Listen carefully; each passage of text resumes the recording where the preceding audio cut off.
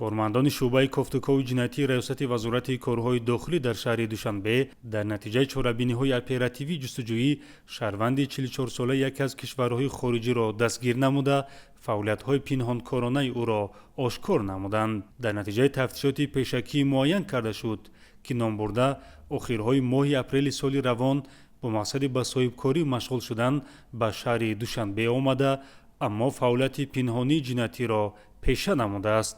гумбаршаванда дар кӯчаи қутбии киром бо ҳадафи ташкили тарабхона таҳхонаи биноеро ба иҷора гирифта, аммо бархилофи талаботи қонунгузорӣ амал намуда, маркази хизматрасониҳои шаҳвонӣ таъсис додааст.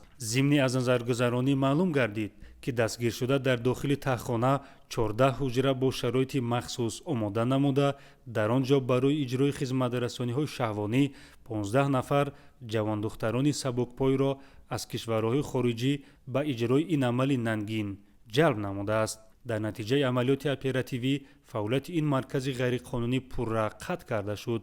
нисбати гумонбаршаванда бо моддаи 239 кодекси ҷиноятии ҷумҳурии Тоҷикистон барои ташкили ё нигаҳдошти фоҳишахона парвандаи ҷиноятӣ оғоз гардида, тафтишоти пешакӣ идома дорад. ҳамзамон нисбати занони сабукпой бо моддаи 130 кодекси ҳуқуқвайронкунии маъмурии ҷумҳурии Тоҷикистон протоколҳои маъмурӣ тартиб дода шуда, дар асоси талаботи қонунгузории кишвар аз ҳудуди ҷумҳурӣ ихроҷ карда мешаванд. дар воқеъ фаъолияти ғайриқонунии чунин марказҳо на танҳо қонуншиканӣ, балки омили таҳдид ба ахлоқ ва тарбияи ҷавонон ба шумор меравад.